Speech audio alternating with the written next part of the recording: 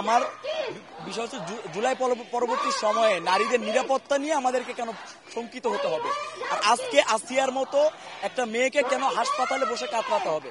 আমাদের গতকাল রাজশাহী বিশ্ববিদ্যালয়ে এই বিচারের দাবিতে প্রথম শুরু করেছে এবং সারা বাংলাদেশে এটাকে খুব ভালোভাবে ছড়িয়ে গেছে। আমরা ইন্টারিমকে হুঁশিয়ারি দিয়ে বারবার বলছি, ধর্ষকের যত দ্রুত সম্ভব বিশেষ ট্রাইব্যুনাল গঠন করে হলেও ধর্ষকের বিচার নিশ্চিত করতে হবে। যত দ্রুত সময়ের মধ্যে বিচার নিশ্চিত করবে তত ইন্টারিমের জন্য অবশ্যই ভালো হবে।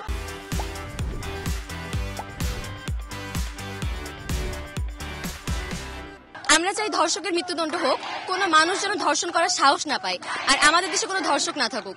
একটা নারী যেন স্বাধীনভাবে চলাফেরা করতে পারে, তার মনে যেন কোনো সংকোচ ভয় না থাকে। আমরা আসলেই এই ধরনের যে ঘটনা ঘটছে, নারীদের প্রতি যে সহিংসতা এবং ধর্ষণের ঘটনা যে বেড়েই চলেছে, এর জন্য আমরা প্রথমত পুরুষ হিসেবে লজ্জিত। আর দ্বিতীয় কথা, আমাদের এখন 24 জুলাই আন্দোলনের পরবর্তী সময়ে আমরা যে সমাজ চেয়েছিলাম, সেই সমাজ কিন্তু এই ধর্ষণের সমাজ একদমই না।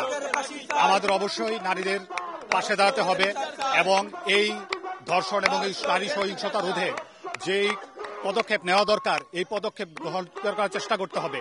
অবশ্যই যারা এখানে দায়িত্বশীল রয়েছে, প্রশাসন রয়েছে, তাদের কঠোর থেকে কঠোর ব্যবস্থা নিতে হবে এবং ধর্ষণের শাস্তি জন্য যা প্রয়োজন তা ব্যবস্থা নিতে হবে। দায় না দায় এটা ভাবার মুহূর্ত না, আমি মনে করি দায় সারা বাংলাদেশের, এবং যেহেতু এই পুরো বাংলাদেশের দায়িত্ব থেকে আছে ইন্টারিম গভর্নমেন্ট এবং হচ্ছে আইন ব্যবস্থা।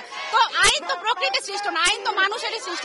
যে আইন হচ্ছে আমার বিচার করতে পারছে না বা ধর্ষণ মনে হচ্ছে যে এখন দুধ ভাত, ধর্ষকের কাছে দুধ ভাত, কারণ আইন নাই। তো জরুরি ভিত্তিতে দ্রুত বিশেষ ট্রাইব্যুনাল গঠনের মাধ্যমে আইন উপদেষ্টা এবং ইন্টারিম গভর্নমেন্টকে বলবো এমন আইনের ব্যবস্থা করতে বা এমন ধরনের আইন হচ্ছে করতে, যাতে পুরো বাংলাদেশ না সারা বিশ্বে এই ধর্ষণের জন্য যে শাস্তি, এটা একটা দৃষ্টান্ত হয়ে থাকবে।